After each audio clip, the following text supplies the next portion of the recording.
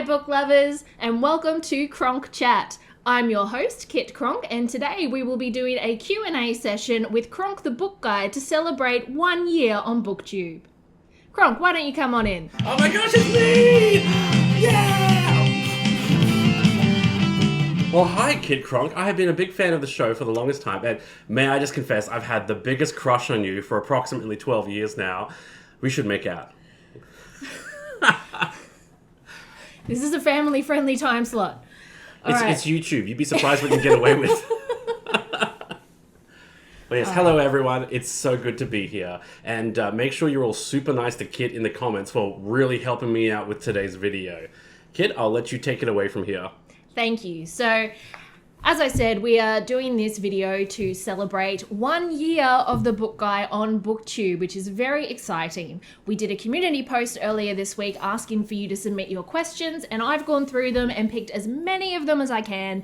There's going to be some fun ones, some serious ones, some weird ones that I'm just going to throw in there because I want to and I'm a chaos demon. And She's not wrong. And I have tried my best to not look at them beforehand, so these should be on the fly and genuine. Yeah. That's what we're going for anyway. This is unscripted. This is going to be completely unscripted. However, it will be edited. We have given ourselves a safety net. We have some standards. All right. So, the first thing we're going to tackle, the very first elephant in the room, if you will. Hey, nicely done. This is a question that I think we have been asked more than any other question on the channel over the past year. Mm-hmm. On almost every single video we get this question. And the question is, what is your hair care routine? Oh my gosh, that does come up a lot, doesn't it? I have gotten some special approval from our hair and makeup department to share his trade secrets with you. I'm my hair and makeup department. Who did this? What? Now, he literally uses this shampoo and conditioner maybe twice a week and brushes his hair every day.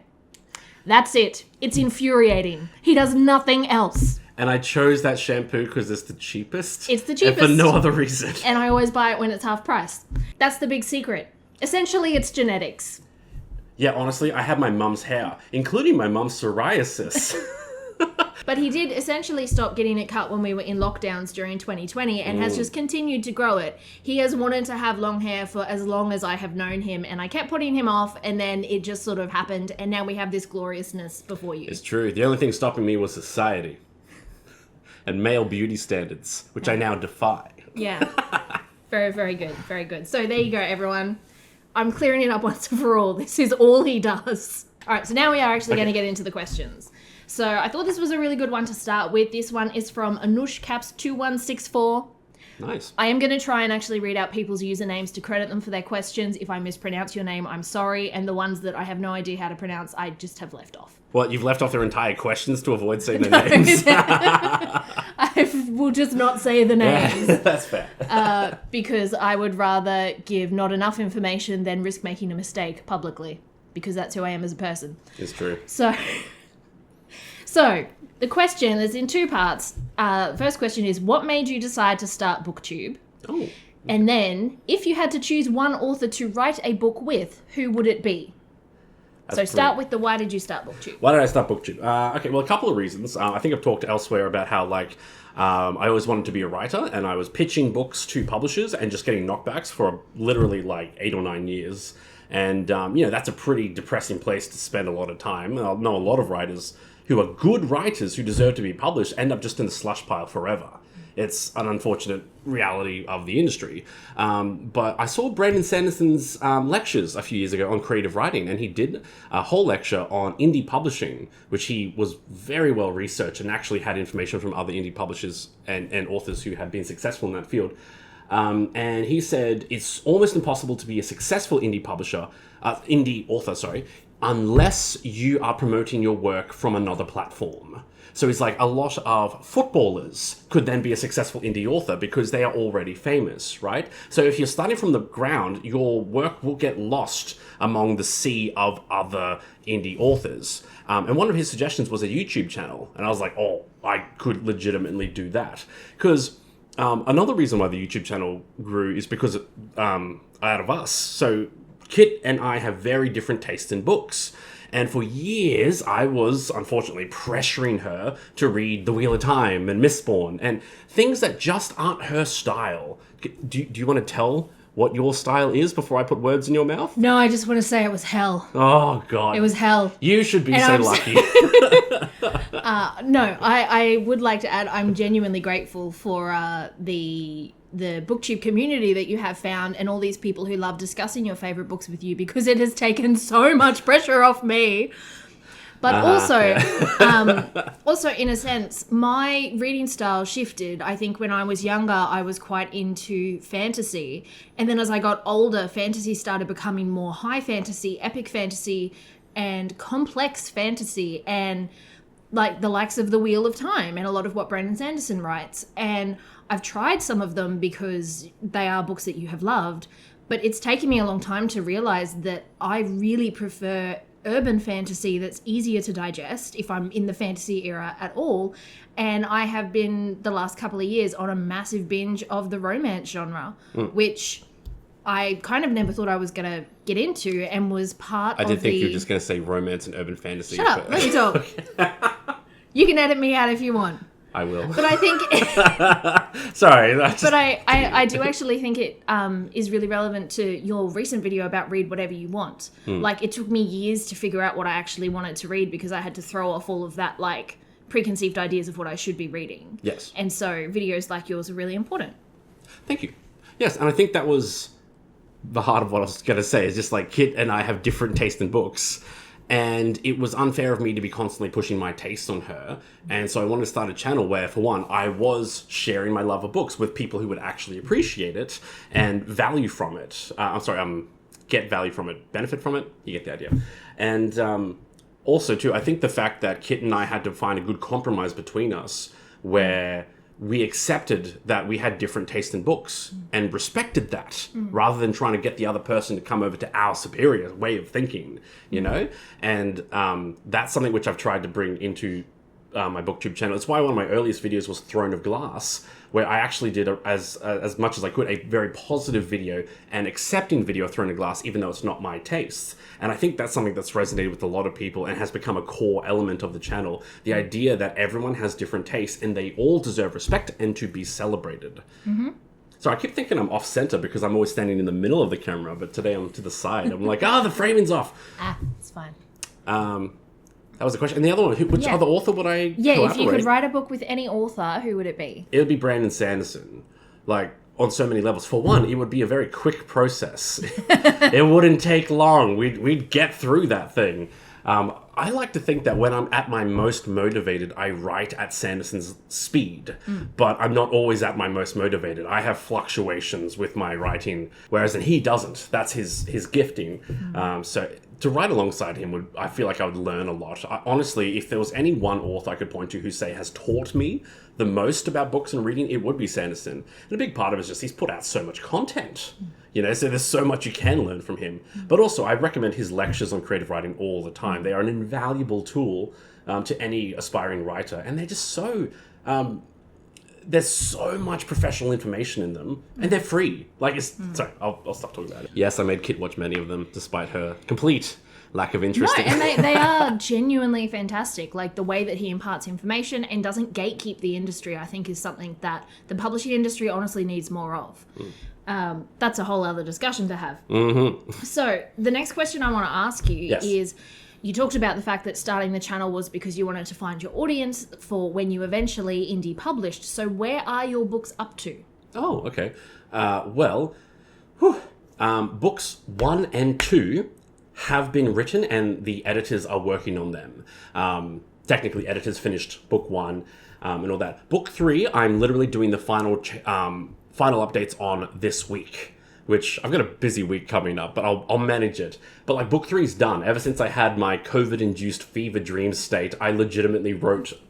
It was crazy. I wrote 18,000 words in 4 days, just over this one frantic period, and it was kind of a dream, but I had already planned it out, you know, at that point. So it was literally just a matter of typing it and the execution, and it worked, which I'm really excited about. You guys are going to love this stuff. It turned out so good, and the amount of planning, the whole reason I wanted to do 3 books at once is because it's all one big mystery. There are so many setups and payoffs all the way through, and I want you to see it as one big interconnected picture.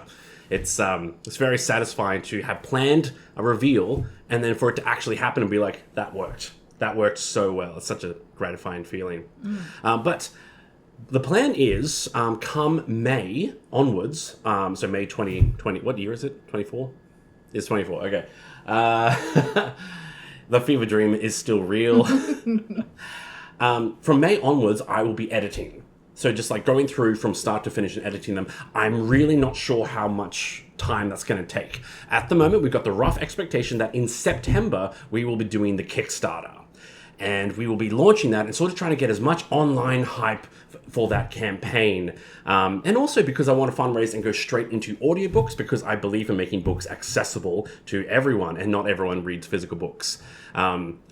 Also, this is really cool, but I'm looking to get a rather high-profile narrator to do all 3 books because this You're book... gonna just lose it. You're gonna be so excited. It's a big name, right? Yeah. The cool thing is, a big part of this urban fantasy, it's a very international community. You know, so lots of representation. I want someone who can do accents for all types of nationalities, and that's why we've gone for top caliber audiobooks. So hence the Kickstarter, we want to afford the best of the best and get a top quality production right from the beginning. So September is the Kickstarter, roughly. We'll let you know. It'll be everywhere. And the thing is, the books will be written by then. You know, so the idea is September is the Kickstarter. If you get a physical copy of the book, it will be out in October. Okay, we're not going to do a big, long, fulfillment phase. The audiobooks are the big reason for the Kickstarter. So yeah, that's where they are, and it's really great to be at a point where like the majority of the writing is done, and there was a lot to keep up with. Okay, all right, next question. Actually, before we get to that, I have a surprise. Oh no. You're gonna like this, it's fine. One of the things that we've actually been working on in the production of the books is we have started cover design. Ooh. And I have printed off a picture of where the first book cover design is so far so that we can show it to you as an exclusive. Yes, we will do a cover reveal once they're all up. We're going to do all 3 covers at once, but we've got the first one like 90%. No, it's finished? 90% there. We have a couple of tweaks to make, but the artwork itself is pretty much going to stay, yeah. And we'll make a few minor changes to the fonts and the words. So, this is it. Book number 1, The Immortal Investigation. Woo, woo, woo, woo, woo. It's pretty good. I might actually just like digitally put that on the screen. Well, I figured you would. I just wanted to create props, okay? The props are great. This is really bringing out my inner high school drama student. Yeah, I love it. I'm so happy with it. I swore very loudly the first time I saw it. It's exactly what I want. So you guys don't know this, but Kit, I might have mentioned this. Kit is a graphic designer. She has designed book covers. In fact, Kit, do you have any book covers you've designed here? I don't know. You don't? Okay.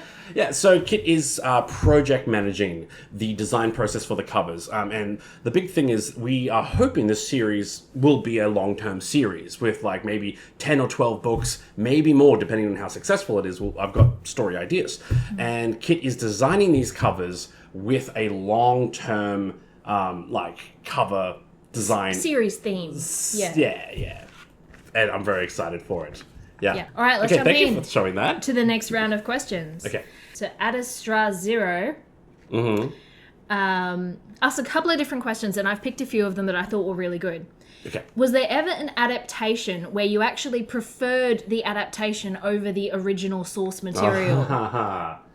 Oh, I'll get in trouble for this, but... I feel like Lord of the Rings might be in there, yeah. Don't tell me the sorry. answers to the questions you're...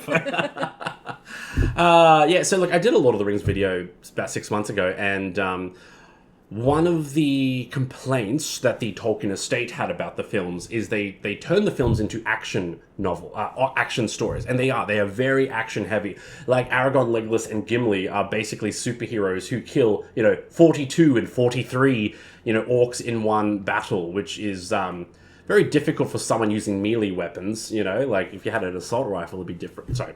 The point, but yeah, they're very action heavy, but you know what? I like it.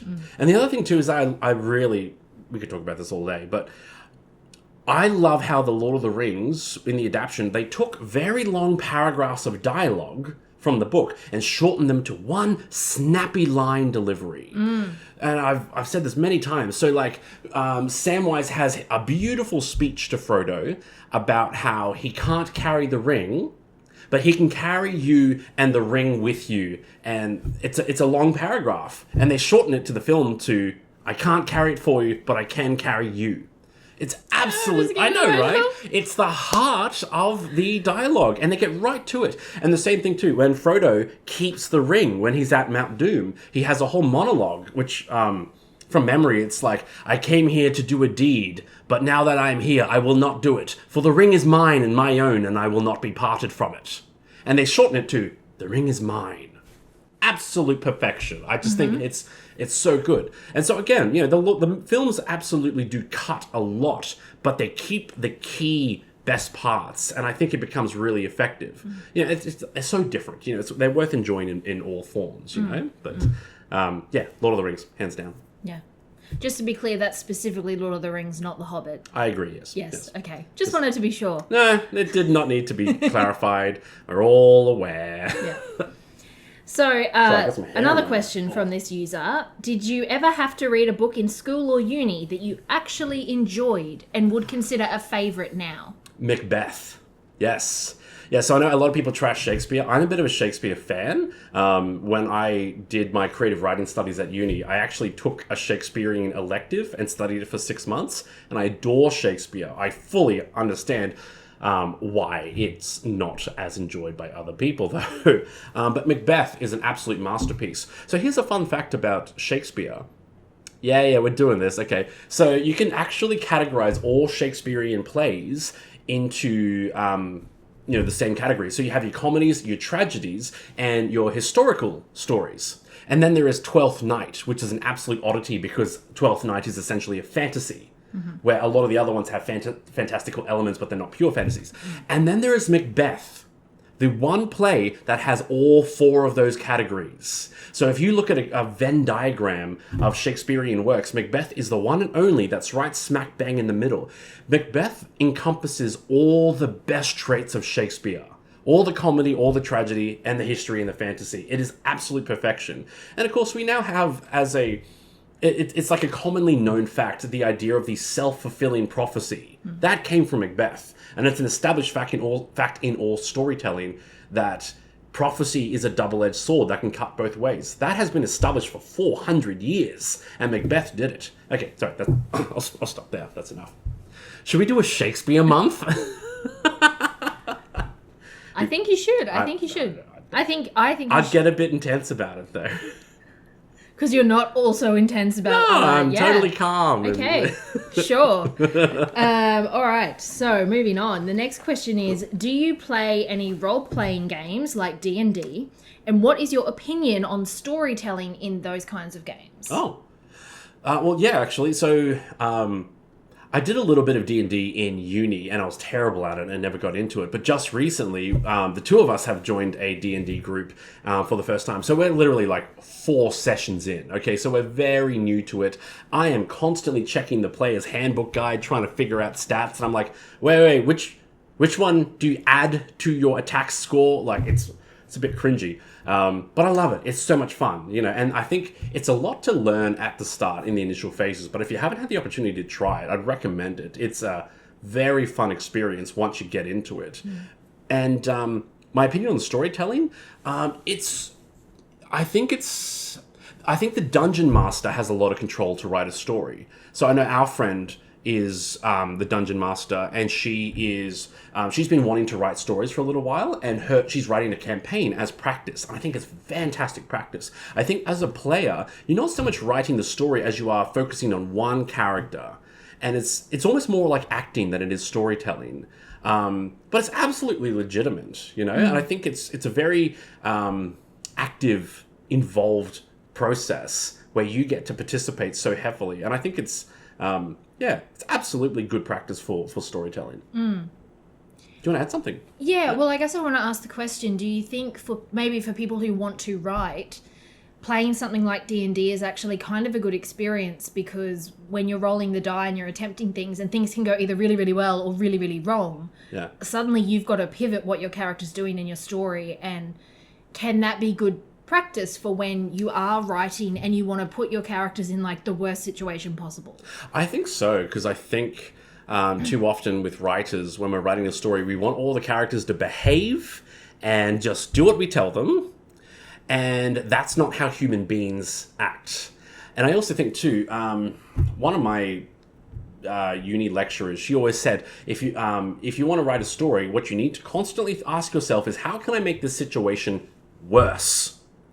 And it's absolutely true. You increase tension by having things go wrong. And I know there are a lot of stories out there where the writers are just afraid to inconvenience themselves by creating problems in the story. But problems are very satisfying because then you have to come up with clever solutions for them. And it's the solutions that are more satisfying. And you want solutions, you know? So this is one of the reasons why I love The Wheel of Time, for example, because the Forsaken in that are very active villains and they always have secret plans. And, you know, like I think in the third one, Rand is having dreams and visions of a sword, and several other characters are all being pulled towards the city of Tyr. And bam, plot twist, one of the Forsaken has been manipulating all the events of the book. They are controlling the plot, and our characters have to react to that. I think of, sorry, I'm getting off topic, but the Dark Knight, where you have Batman and the Joker, the classic one. That whole story is the two of them trying to think of ideas to one-up each other. And it's very engaging. So I think writing a story in D&D where you're allowed to have interruptions to the plan and then you've got to think on your feet and come up with better solutions, it teaches you very satisfying storytelling techniques. Let's edit that out. Yeah, that's a good idea. All right, so our next question is from Joanna Reeds. Hi, Joanna. Oh, hi, Joanna. People say it's impossible to offer objective views on books. Do you find it easy or difficult to distinguish between technical execution and personal preference? Oh, that's the $1 million question, isn't it? That's exactly it.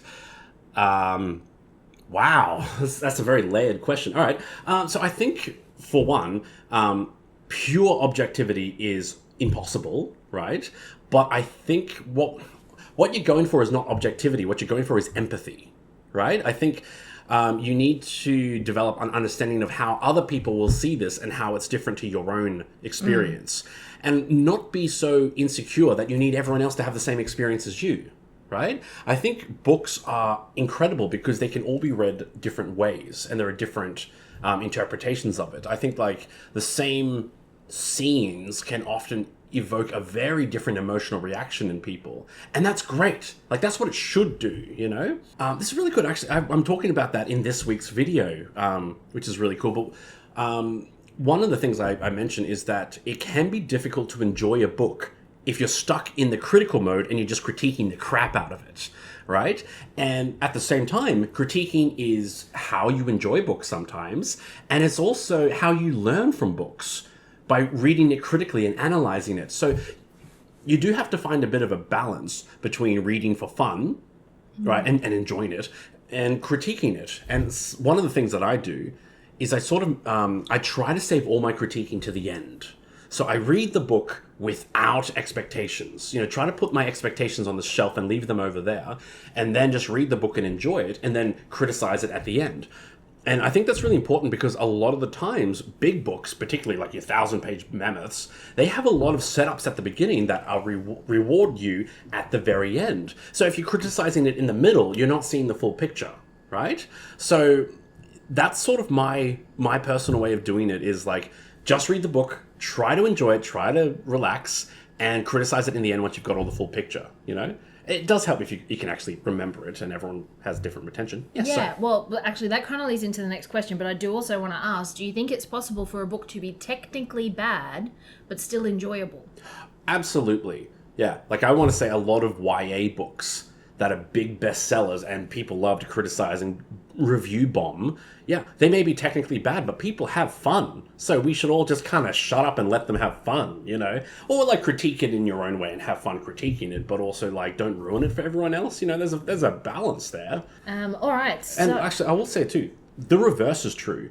I've read books that are technically perfect and I've hated them.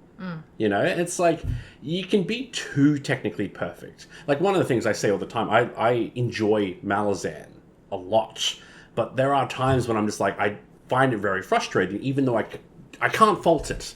You know, there's nothing wrong with it. Like, it's a really masterfully written series, but I'm like, sometimes I wish it was shorter and it got to the point, and you could just use the characters' names instead of alluding to the color of their armor and helping you to know who they are by that. It's like, just simplify it, man.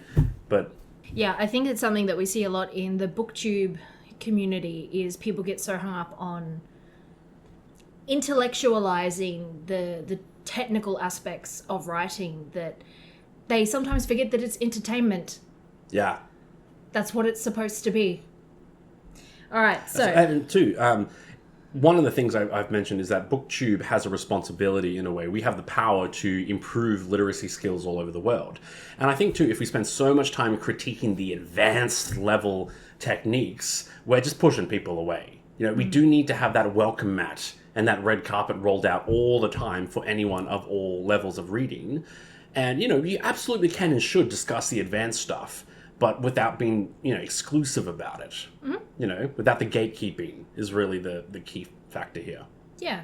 Yeah, I think I would say, like, having that element of empathy is key in any of those conversations to, talk about stuff at a technical level, because some people really do enjoy that and it's what they're knowledgeable in, but it's always got to have that edge of empathy to it of people might still enjoy it anyway. Yeah. All right. So I think moving on to the next question, we've got a lot of people asked, how do you remember and retain what you read? Do you take notes as you're reading for what you're going to review? And how do you avoid reading burnout? And I know you have a bit of a rule for a time period between when you've read a book and when you review it. That's if you go back and reread it to refresh or not. That's exactly right, actually, yeah. So one thing I will say is this is an area of particular natural talent, if you don't mind me saying. Like, I've always been able to retain information from books, like, very well. I very rarely forget stuff. That's just how I've always been, which is awesome for the YouTube purposes. I will say something I have had to implement. A general rule I have is, if I read a book before COVID, right, so over 4 years ago, I'll try to reread it before I review it. That's sort of a general rule. So I think one series I read about 10 years ago, I reread the first book, and that was enough to remind me enough about the story. But also, I do a lot of research, so I read through book summaries before I do the review, even if I'm pretty sure I remember it. And I read through a lot of the Wikipedia pages. Like, my videos are very well researched. And even then, I still make mistakes from time to time. Like, I made a mistake in my June video, which I'm still mad about. I actually revealed something about Lady Jessica, which I forgot was actually a plot twist, not something revealed at the start. And in my Powder Mage video, I made another mistake as well, because I talk about how one of the countries is gearing up towards revolution. And then someone rightly pointed out in the comments, actually, mate, they had the revolution. What they're gearing up towards is civil war. I'm like, oh, that's completely different. Just get out of here. Yeah. So, like, I do make mistakes, and I try really hard to make sure that I don't get my fictional worlds mixed up. So there is research there. Absolutely. Yeah. Was that all the question? There was also, how do you avoid reading burnout? Oh. Yeah, so a big one is variety. So I try to change up what I'm reading a lot. Here's the thing. So I don't think people prioritize funny books enough, right? We love talking about, the big epic ones, or the ones that get all the clickbait on YouTube, but read funny books. It's why I love Discworld so much, because I can read so many Discworld books very easily because they're just fun. And for a while when I was going through Discworld, I was always alternating. I can't remember what I alternated with. I think it was Robin Hobb I was alternating with. Robin Hobb and Malazan. So I was reading two very big fat book series and then alternating with a scattering of Discworld books in between them. And it worked so well because I had serious and, in Robin Hobb's case, emotionally devastating books compared with the lighthearted but also quite profound and well-written Discworld. So you avoid reading burnout through variety. And it's one of the reasons I'm always saying, read kids' books. They are such a good palate cleanser. They're so refreshing. And especially if you're going through a big, tough series alternate books, one from that series, one from that series, and that is honestly what does it. And honestly, give yourself breaks too. Like, I'm the book guy. I sometimes go a couple of days without touching a book. I know, it's like blasphemy. And then I'll have another day where I'll do nothing but read for the whole day. And it's like, let yourself do what your brain needs, just kind of work with yourself a little bit. Do you think swapping between formats of books can help with avoiding reading burnout as well? Yeah, absolutely. As in, if you're reading a lot of paperbacks, jump over to audio. Absolutely. Yeah. All right. So we've also got a question that's kind of related to that is, do you read more than one book at a time? And I know the answer to this. What are your tips to read more books? Okay. Man, that question's like a week early, actually. Because my video that I'm working on this week, which I'm recording after this, actually, it's how to fall in love with reading. Because that's my whole philosophy, is that if you want to read more books, you need to love reading. So tune into the next video to get your answer. Yeah. That's for a very detailed answer. Sorry, I'm a bit foggy today. I'm already forgetting the first half of that question. Do you read more than one book at a time? I do read. Okay, yes. Absolutely, yeah. I'm a reading gremlin. So I have my paperback reading list, my ebook reading list, and my audiobook e-list. So I'm literally in the middle of 3 books. And I almost always am. Yeah, I know. It's not for everyone. I don't recommend it, but it absolutely works for me. Yeah. And I think too, I'm often in the middle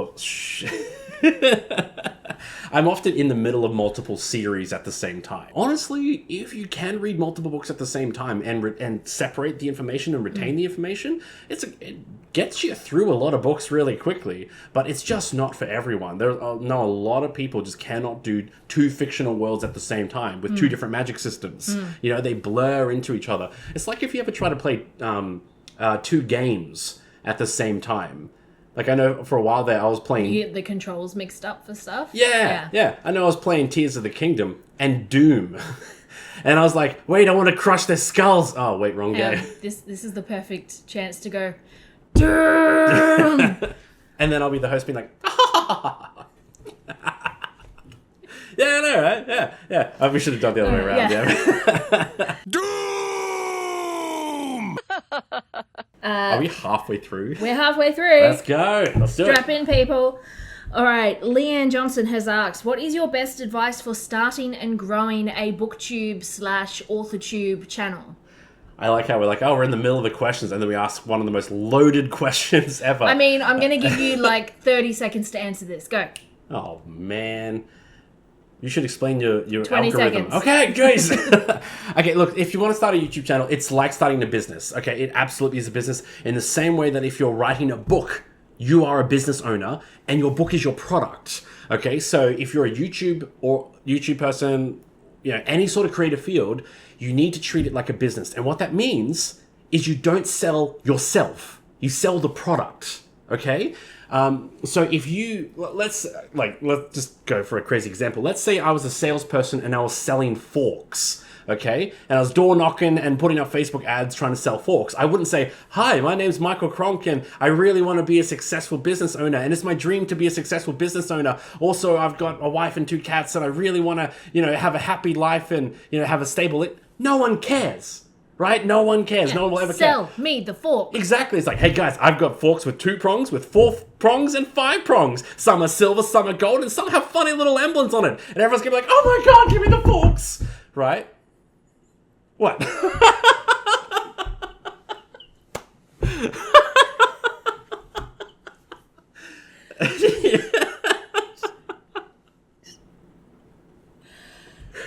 Are you crying? A few moments later. Okay, yeah. But seriously, so as a YouTuber, I get a lot of inquiries from indie authors, being like, hey, would you like an advanced reader copy and stuff like that? And I always take them seriously. But here's the thing, a lot of people pitch to me how much they want to be a writer. They tell me, oh, my name's Tom, and it's been my dream to be a writer, and I've practiced for so long, and I put so much effort into this book. Do you want to read it? I'm like, you've told me nothing about the book, right? Yeah. Tell me about the product. Don't tell me about you. And so that's genuinely what I think a lot of YouTubers don't get. Don't make it about you. Make it about the service you can provide to other people. And that's what's going to get people interested. Because people are thinking, oh, I have, 10 minutes free a day. I got a busy life. I don't want to think about a lot of things. I just want to relax. So they're not going to be looking, oh, how can I support some random person's dream? Right? They're going to think, oh, what can I do that's going to benefit me in some way? Right? It's not selfish. It's human nature. Okay. So if you're going to do YouTube, anything creative, you got to make it about the person you're trying to reach and how you can help them and offer something of benefit to them, right? It's one of the reasons why my channel, it's called The Book Guy, not Michael Cronk, right? Because I want to make it about, what I can do for you. And it's why I'm not reviewing books, I'm introducing books. Because I'm not trying to be like, look how smart I am. I can analyze these books in very clever ways. I'm trying to say, hey, do you want to read this book? I'm going to help you decide. Right? And that's a service I'm providing. So I think that's something, it feels so arrogant, but I think that is part of the reason why the channel has grown, a lot quicker than I expected. And also because I've got a lot of wonderful people who, are loving books and loving what I'm doing. In case I haven't said it enough, like, thank you, everyone, right? But yeah, that's my answer to the YouTube thing. Make it about what you can offer other people. Don't make it about you. I think too, over time, as we've seen happen with your channel, it starts with doing the book reviews, and the more you do it, the more you inject a little bit of your personality into it, and people ask you personal questions and you about the cats and life and your hair and things, and we answer those, but that's not the main focus. So I think focusing on the people who you're pitching to and the actual product, it doesn't mean that you completely leave out your personality whatsoever. Yes, your great personality is point. a part of it, but you need to remember that you are not the main focus. That's exactly right. And I think such a good thing. So you guys I don't know if you know this, but Kit is legitimately an amazing businesswoman on her own. Like, Kit started her shop, Rainbow Space Unicorn, years before I got involved. And when I started my YouTube business, she coached me like a business coach. Okay. So like a lot of my business skills are 100% her. Okay. Hey, I'm going to take credit because I'm absolutely the boss. You should. You're incredible. Yeah. Thank you. You're fantastic. So yes, that piece of advice she offered is fantastic. When you're doing a business, like, yes, you do make it customer focused, but you don't hide who you are at the same time. You put your heart and soul and your personality into it. You got to think, what can I do that's different to what anyone else is doing? And a big part of that is your personality, because there's no one like you. So again, like, I put my heart and soul and my dodgy sense of humor and my personality into a lot of my videos as, like, a spoonful of sugar, to help the information go down, sort of thing. It's like it's the flavor, rather than the grist of the content. It's the sauce on the steak. Sorry. It's the paint on the carton. You have actually just activated my business mode. So for like a minute, I'm just going to give a piece of advice on this as well. I often get people coming up asking me about how to start a business, whether they're sewing clothes or making graphic design or whatever they're doing, how they start with their online presence. So BookTube made sense for Michael because he didn't have any issues with being on camera. His main concern at the start was the sound quality and that sort of stuff, which he learnt very quickly. But he knew that he was eloquent, he knew that he could write scripts, and he was knowledgeable, and this was a format that suited him. BookTube is not necessarily the platform that makes sense for every indie author. Some of you may not want to appear on camera yourself for different reasons. There are ways that you can go about cultivating an online presence where you don't have to be in person. And I guess I would just really encourage you to not feel like there's any one route to success as a business owner in any industry, particularly, as an author or any kind of creative business like I have, or a product business like I have. You can do it. You can always do it in a way that works for you and is comfortable for you and is accessible for you. So think about that first and foremost. You're so smart, kid. Thank you. for indulging me with that little tangent. What? No, But it was great. I'm Good going to content. save that as a soundbite and just send it to people every time they ask me for that kind of Yeah, it's business like advice. IT crowd where it just starts with, have you turned it off and on again? Yeah, exactly. But I just think that that's really important, especially when a lot of us have got genuine accessibility issues or neurodivergent things that we've got to deal with. Like, you've got to do it the way that's comfortable and makes sense for you. Yeah, work with your brain. You know, don't try to force your brain to be like someone else's. Absolutely. You know? Yeah. I mean, YouTube wouldn't work for me. It's not my thing. You're doing all right today. Well, yes, but I don't want to do all the editing. I know, the editing is the worst part. I'll give you Yeah. that, yeah. All right, so what else we got? we've got one more kind of serious question, and then we're going to do two kind of like fun things. Okay. All right. Wouter K, Wouter or Wouter, I'm so sorry if I'm mispronouncing your name. I know you're from the Netherlands, and I probably just butchered the pronunciation. Has asked, which books really emotionally get to you? Ooh. And maybe you can spoiler-free share why. So I think I would actually like to tweak this and ask the question of what are the top 3 or 4 books that made you sob the most? Why is it always sobbing with you? Because he cries a lot. Wait, But that was actually, really hurtful. How dare you? Sorry. I think I know some. I'll just answer that if that's okay. Yeah. Do you want to continue asking Well, the look, question for a bit longer? I want to guess. I think one of the top ones would be the final books in Discworld. Oh. Oh my god, yeah. Oh, why would you bring that up?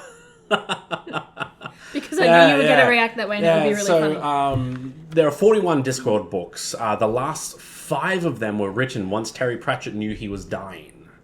And so they are a lot more emotionally raw. They're filled with rage. The book Snuff in particular, you could feel the fury in the pages, you know. And the final book, The Shepherd's Crown, was published after Terry Pratchett died. Pratchett wrote a scene where one of the major characters of the series died and met death. And it was Terry's scene writing about his own upcoming death. And it's one of the most beautiful, you know, soul-crushing things at the same time. And it's genuinely changed my opinion on death, as bizarre as that might sound. Like, death is a bad thing, but because it's also inevitable, there's got to be a degree of acceptance to it. You know, you can't fight death. You live with it, you know? Death is an old friend that will greet us all at some point, you know? But many times through Discworld, there are heartbreaking moments because he's a beautiful author. The Realm of the Elderlings by Robin Hobb. The final book in particular messed me up for months. Like, in a good way, right? In a good way. But my God, it just made me cry so much. It was so beautiful. One of the most beautiful passages and endings I've ever seen.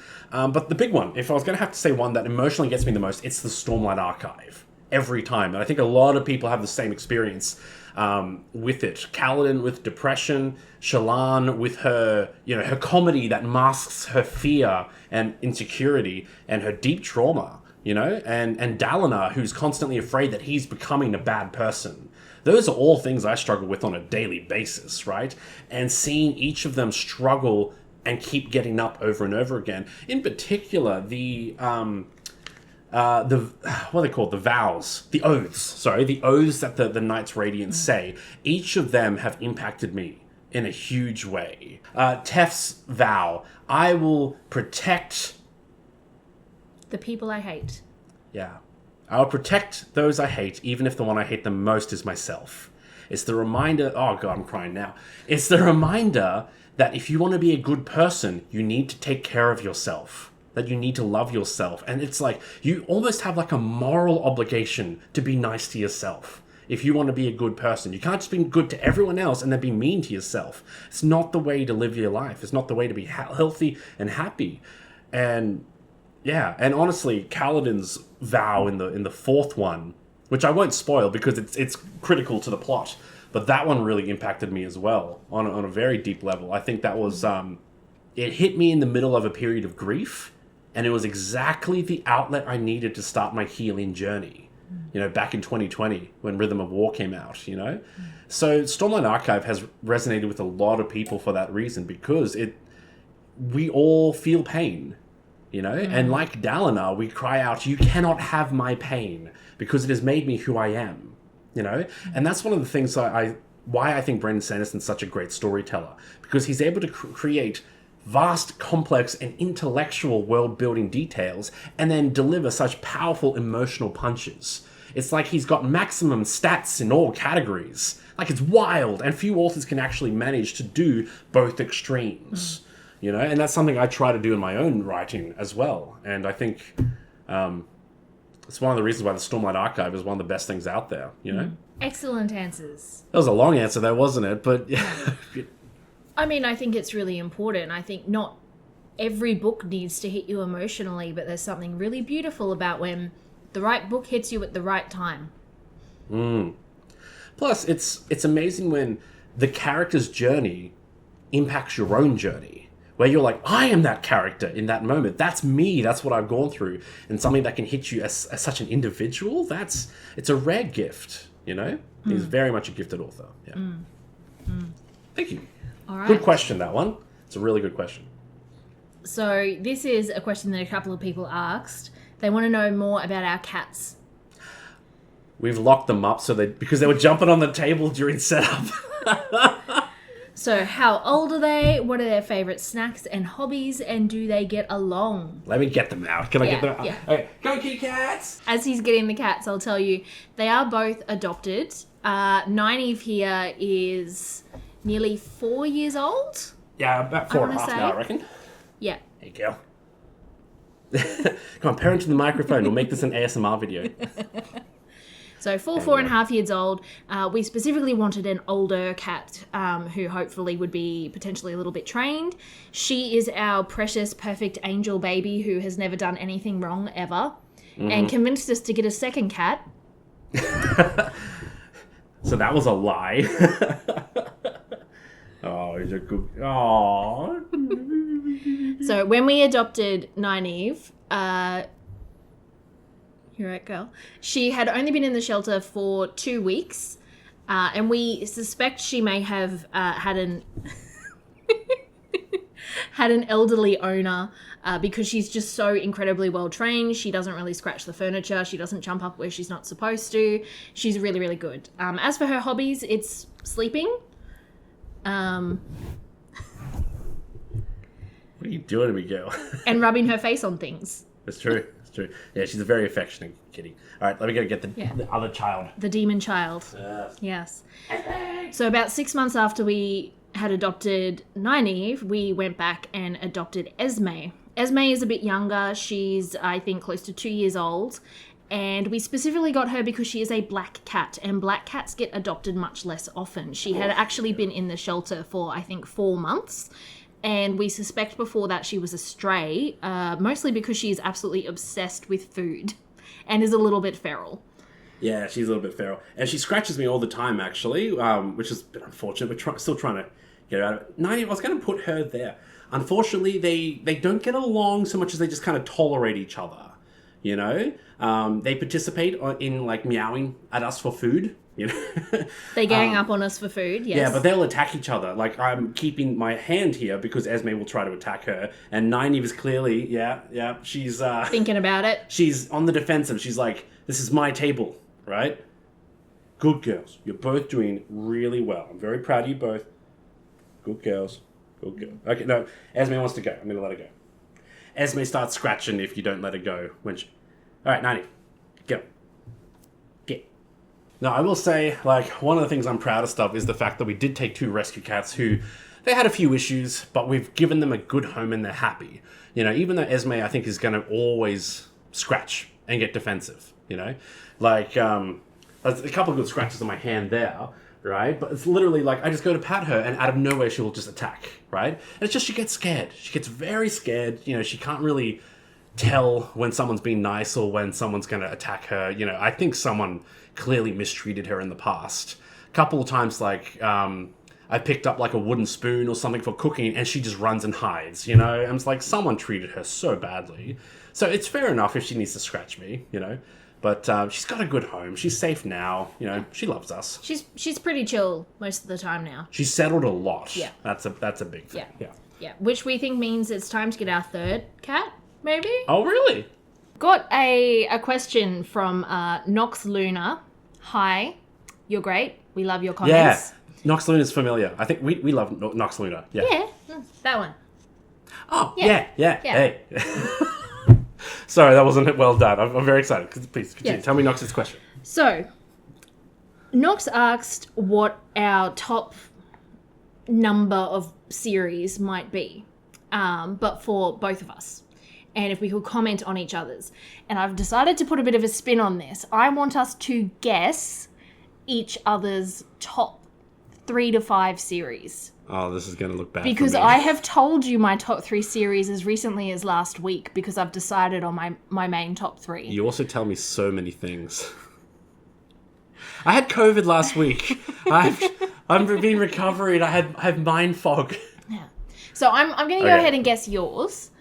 I'm going to guess... I know I've got a pretty solid top 3. I'm going to guess your top 5 because you do read more than me. Also, I have publicly stated my top 5 before, so I feel like that's slightly more in your favor. But sure. Why would I set up a competition that I knew I wasn't going to win? You researched this? No. I just have been with you for 12 years. Okay, so... You didn't have to wince when you said 12. It's because I was doing the math in my head. Maths is hard. That's worth wincing about. All right, so I'm going to say, in no particular order, because I'm not going to rank the top 5, but I would say Wheel of Time, Yes. hands down. Mistborn? Yes? No? You could just say the Cosmere. The Cosmere felt a little bit too... Okay, the Cosmere. Yeah. Discworld. Yes. Realm of the Elderlings. Correct. And I'm going to say number 5 is the Dresden Files. Correct. Yeah. Yes. I also do feel it helps as though those are literally 1, 2, 3, 4, 5. Like front and center. I didn't know that. Wait, you were looking over your shoulder when you said that, dude. You went number 5. No. I know it's Dresden Files. So Dresden Files is actually one of the few series that we read together. Yes. Because urban fantasy is my jam. And It's one of the few crossover series we've both gotten really into. yeah, I would say the 3 crossover series we have that we really enjoy are the Dresden Files, the Lunar Chronicles, Yeah. and Artemis Fowl. Oh, yeah. Artemis Fowl. I want to do an Artemis Fowl video at some point. Yeah. Yeah. I want to do a kids month, but, we'll get around to it. Yeah. Yeah. Cool. Yeah. So I think, that's what I would say is those. Now, my top 3 is going to be difficult for you because you've only read one of them. Yeah, and also you don't have a booktube channel. And also I don't have a booktube channel. Do you want to get the book gal, right? No. Yeah. Seriously, kids should do a booktube channel and do just romance, right? Because someone's got to promote romance. If you would like me to do reviews of romance books, please comment on this video so that he will let me do them on this channel and edit them for me. I will not edit them because for you. I'm not going to edit them. So, your top 3. I'm selecting a very small number. Okay, look. We're going to change it. Your top 1 is the Lunar Chronicles. Look, what about the Kate Daniels series? No. Is that up there? No. Oh. Close. But the other one, the Hidden Legacy? Yes! Yes! The Hidden Legacy series by Ilona Andrews, which I think I actually got onto because of Nox, the person who asked this question. Oh, really? I'm pretty sure it was them who commented recommending the Kate Daniels series by that author on your Dresden Files video. Yeah. As sort of a female-led version of the Dresden Files. Yes. Which was quite good, and I did enjoy it, and I've gotten really into Ilona Andrews' books. If you like urban fantasy with a little bit part sci-fi, part fantasy feel, and some good mystery plots, really recommend Ilona Andrews' books. They are absolutely phenomenal. And the Hidden Legacy series is my favourite, Chef's Kiss. I think I've re-listened to the entire series maybe 4 or 5 times in the last year. So I tend to get obsessed with things. That's the autism. So all right. Wait, you're autistic? I had no idea. Doesn't and- come up daily. It's literally never been an issue. All right. So do you want to guess third? Well, part of me wants to say Libromancer, but I did read those with you. Oh, Huh? that is a good series, but no. Okay. I would say that used to be in my top, but I haven't reread it in a while. What about the study series, the Chronicles of Ixia? Also a good guess, but no. Hmm. I'd say both of those series are in my top 10. So that's pretty solid. That's the consolation prize, isn't it? I will say that they're literally right behind you. They're behind me, aren't they? Bergman Brothers? Yes! The Bergman Brothers. You should tell them about the briefly. Briefly? All right, 30 seconds. The Bergman Brothers is a series by an author called Chloe Lisa, and they're a contemporary romance series following a family of 7 Swedish-American siblings. So there's 7 books. The 7th one has just come out.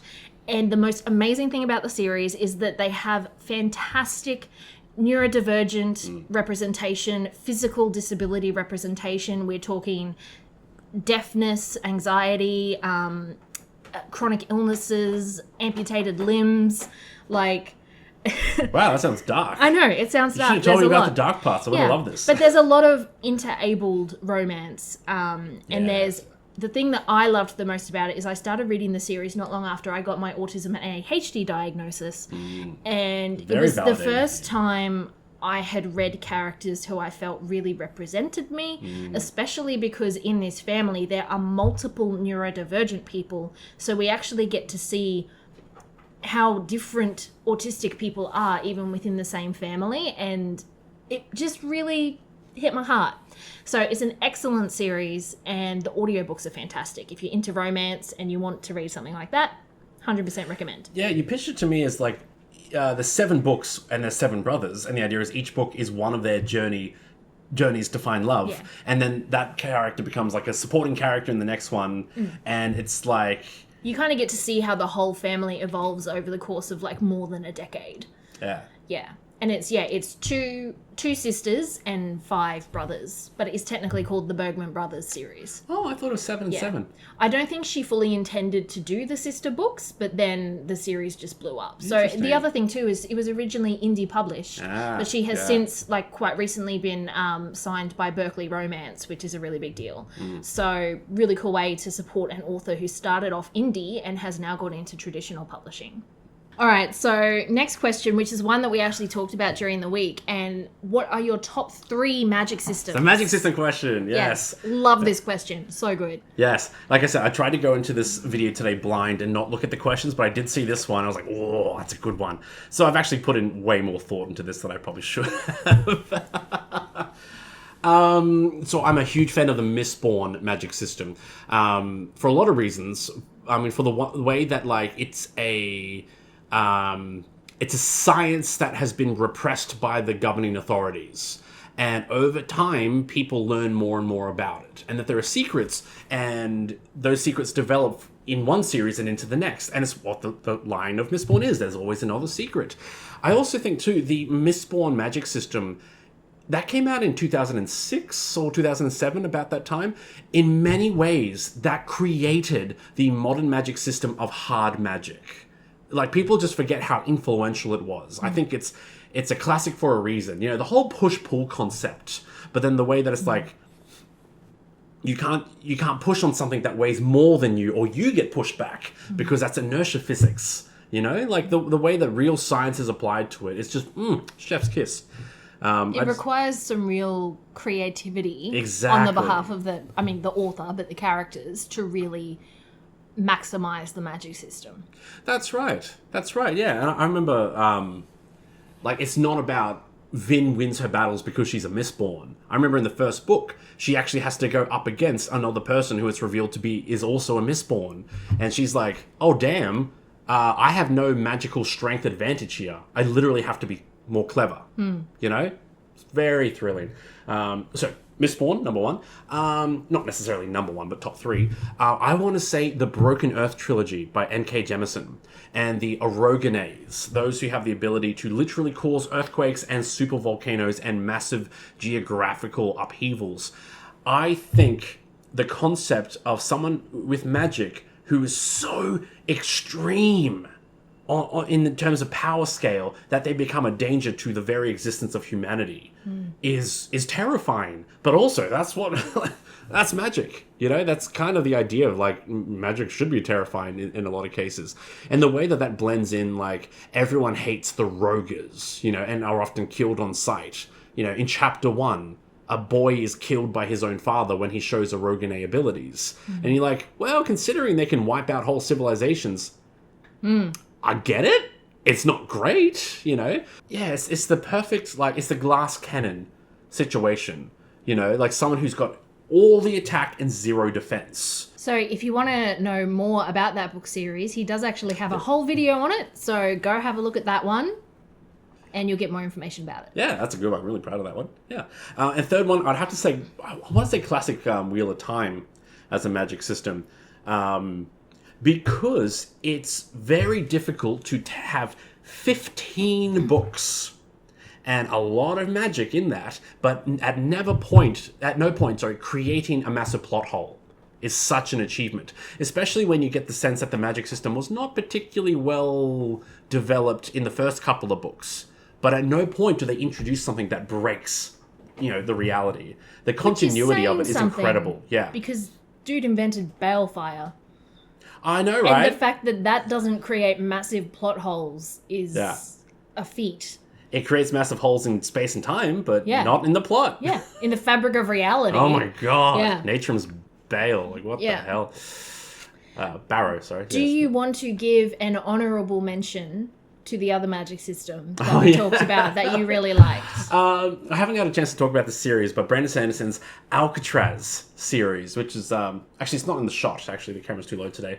Alcatraz versus the Evil Librarians. I love it because it's a silly magic system. The idea is that everyone in the royal family, the Smedgeries, have a gift, but it's all a very stupid gift. So, like one guy, the Grandpa Smedgery, he's always late to everything, right? He's always late. And like, that's a dumb magic gift. It's like, no, someone opens fire at him with a machine gun and he's late for every bullet, right?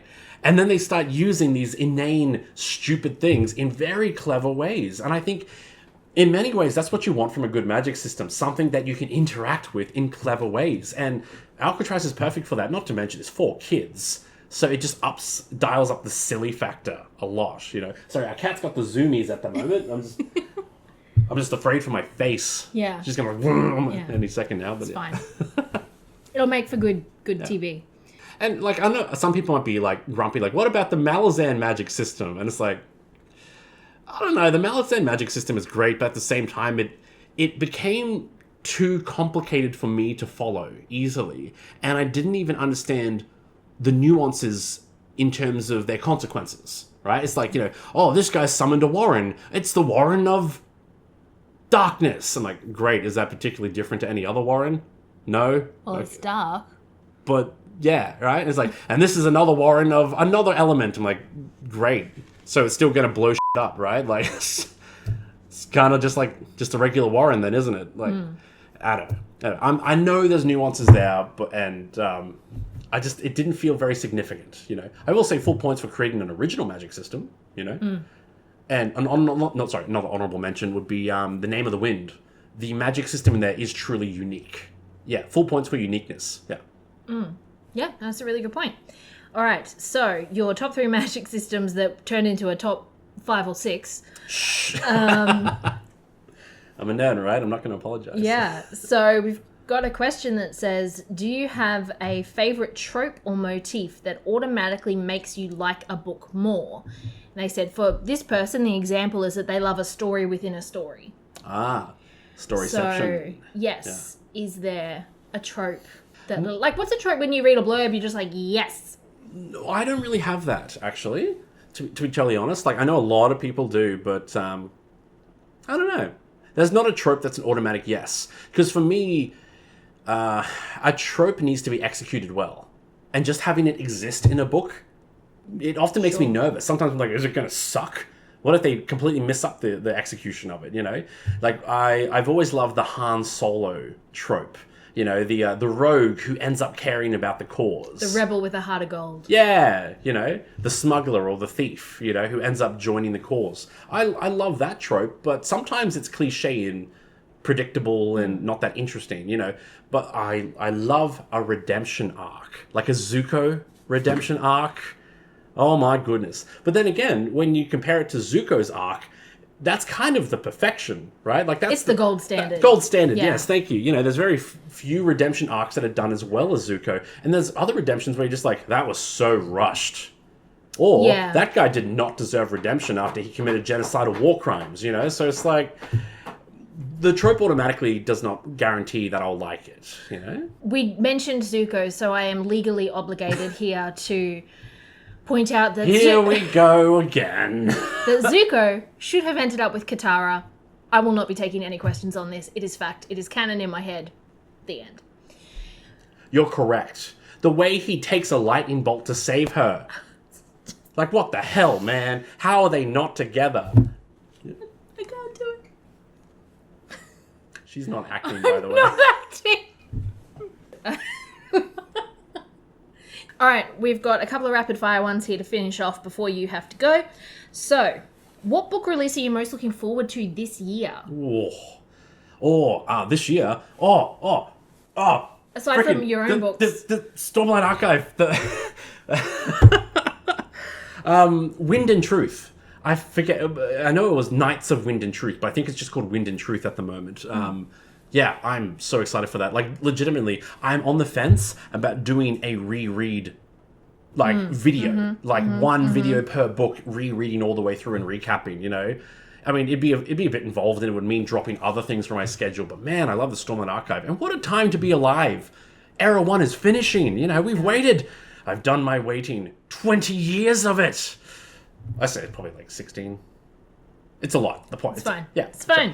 Yeah, Stormlight Archive, yeah. If we knew if Pierce Brown was finishing with Red God this year, that's another one. That one might be a little while. He said many times, I'll publish it when I got it right.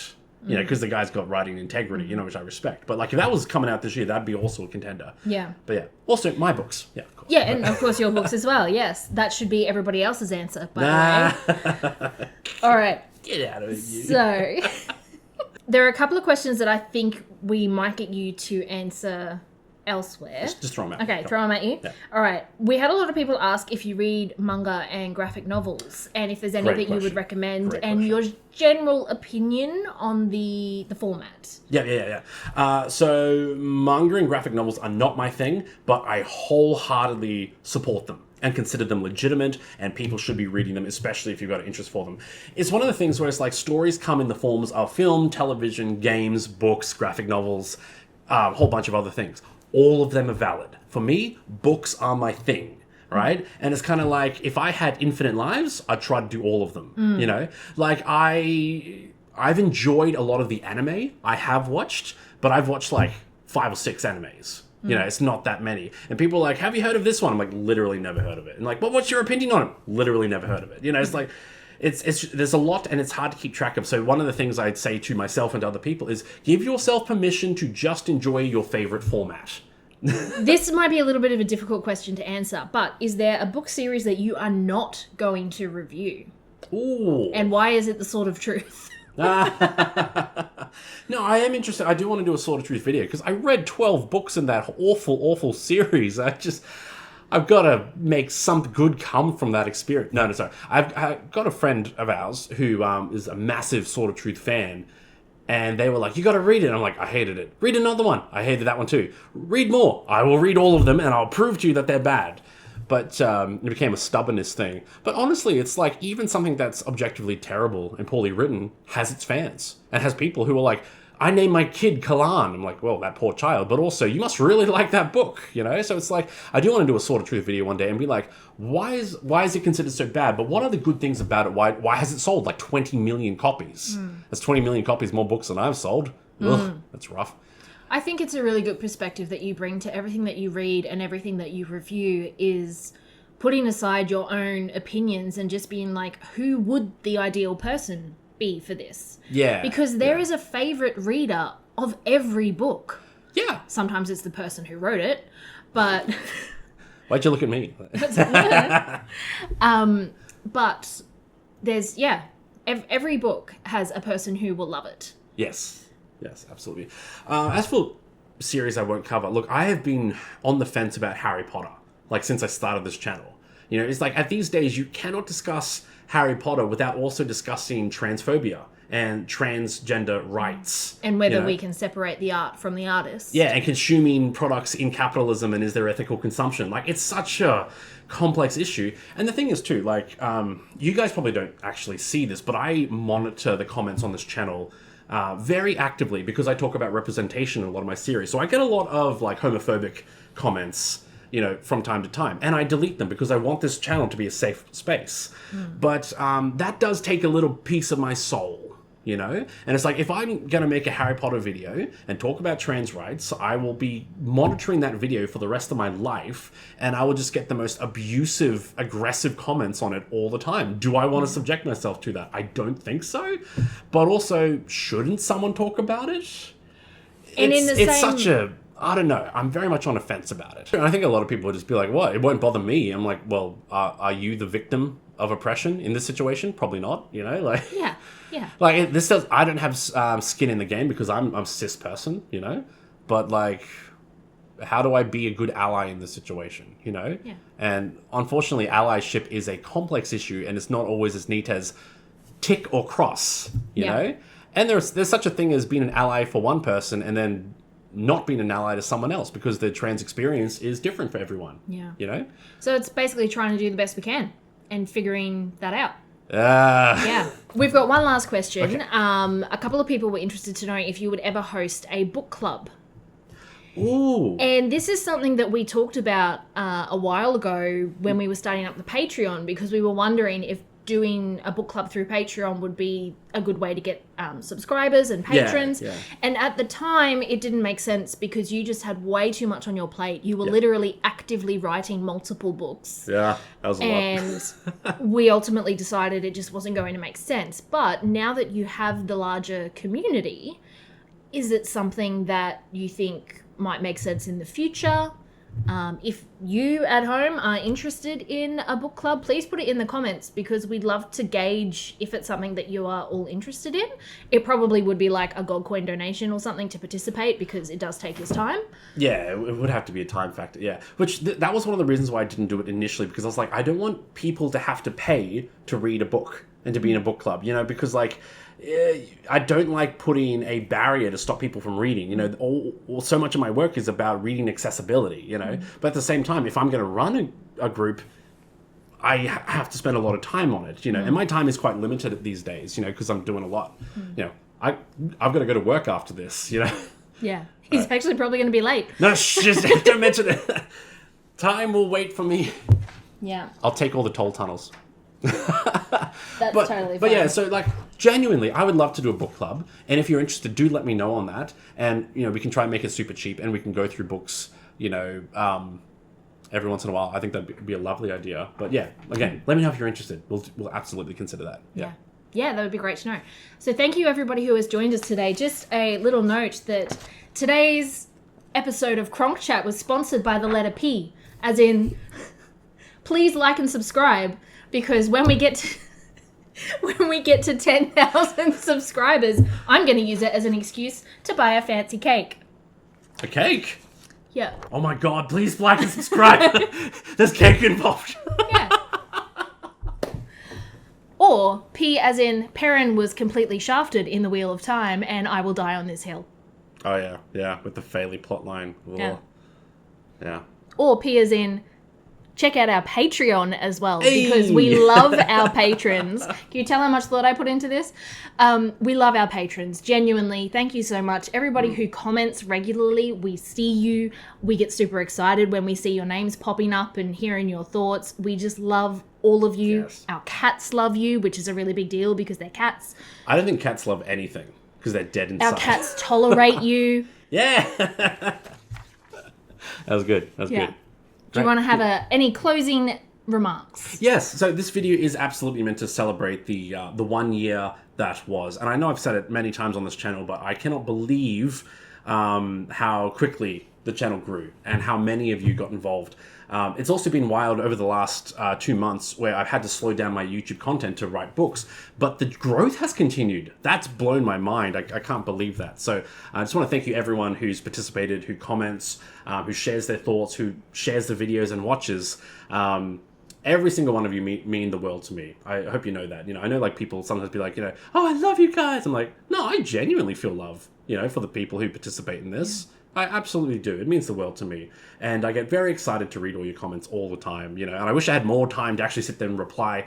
I do my best, sort of thing. But thank you so much for watching today and forever in general. I genuinely hope that this is encouraging more people to read and to have a love for reading. I think reading is one of the greatest things that can improve us as people, as individuals, and as a society. I think the sharing of ideas, the developing of empathy, and improving the communication, it tears down the walls between humanity. It builds bridges of empathy. And I think it's one of the best things we can do is to... Damn it, Kat, I'm in the middle of a thing. I think one of the best things we can do is develop a love for reading, a genuine, welcoming, open-armed love for reading that allows for all people. So thank you all for being part of a community that I feel does just that. Yeah. Well, we do a snappy send-off. Well, I don't normally say, I hope you enjoy a good book today.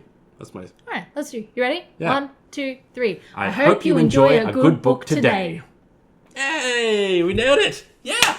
And guys, make sure you thank Kit for participating, for all her organization, and for putting up with a lot of my crap behind the scenes as I was a bit like, well, we got to do it this way.